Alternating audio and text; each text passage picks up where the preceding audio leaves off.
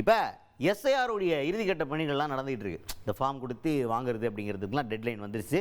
So இதுக்கான time extend பண்ணுறாங்களா அப்படின்னு கேட்டால் இல்லை. ஸோ டைம் எக்ஸ்டெண்ட் பண்ண போகிற இப்போ இல்லை அப்படின்னு தெரிஞ்சதுக்கப்புறமா கெட்டன்னு வேலை பாருங்கள் அப்படின்னு அட்வைஸை போட்டிருக்காரு. இன்றைக்கி தான் அந்த கெட்ட வேலைக்கு அட்வைஸு. யார் இவர்? எதிர்க்கட்சி தலைவர் எடப்பாடி பழனிசாமி அவர்கள். அவர் தான் தன்னுடைய தொண்டர்களுக்கும் தன்னுடைய சகாக்களுக்கும் அவர் என்ன சொல்லியிருக்காருன்னா, தம்பி ஃபார்மு குத்துனுங்கிறாங்க, டைம் எல்லாம் எக்ஸ்டெண்ட் பண்ண மாட்டோம்னு சொல்லிட்டு பத்திரிகையின் வாயில எலெக்ஷன் கமிஷன் தெரிவிச்சிட்டாங்க. அப்போ எக்ஸ்டென்ஷன் இல்லைன்றதுனால இன்றைக்கி வேலையை கெட்டன்னு முடியணும். எல்லா பக்கமும் ஃபார்மெல்லாம் குத்துட்டாங்களா, அந்த ஃபார்மெல்லாம் திரும்பி வாங்கிட்டாங்களான்றதெல்லாம் நம்ம ஆளுங்க இறங்கி ஃபீல்டில் பிஎல்ஓ உதவியாக போயிட்டு எல்லாத்தையும் கரெக்டாக வேலை பாருங்க அப்படின்னு சொல்லி பாஜகவுடைய கூட்டணி கட்சியில் இருக்கின்றதை கரெக்டாக ப்ரூவ் பண்ணிக்கிறாங்க. கண்ணும் கருத்துமா வேலை பார்க்கணும்னு சொல்லி அட்வைஸ் போட்டிருக்காரு எடப்பாடி பழனிசாமி அவர்கள். மத்திய தேர்தல் ஆணையம், மாநில தேர்தல் ஆணையம் கால நீடிப்பு செய்யப்பட மாட்டாது என்று தெளிவாக இன்றைய தினம் பத்திரிகையின் வாயிலாக வெளிப்படுத்தி விட்டார்கள். அதனால்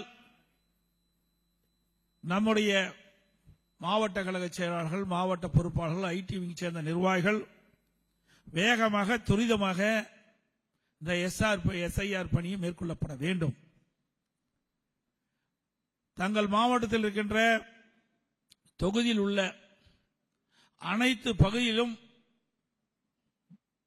அந்த பாகங்களில் இந்த வாக்காளர் படிவு கொடுக்கப்பட்டு விட்டதா என்று ஆய்வு செய்ய வேண்டும்.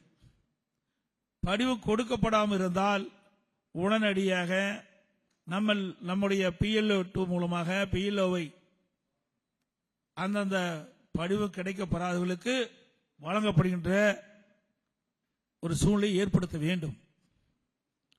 கொடுக்கப்பட்ட படிவங்கள் 4ஆம் தேதியிலிருந்து படிவம் கொடுத்துட்டு இருக்காங்க. ஒவ்வொரு பாகத்திலும் வாக்காளருக்கு அந்த கொடுக்கப்பட்ட படிவத்தை முறையாக திருப்பி பெற வேண்டும். அதை PLOவிடம் சமர்ப்பிக்கப்பட வேண்டும்.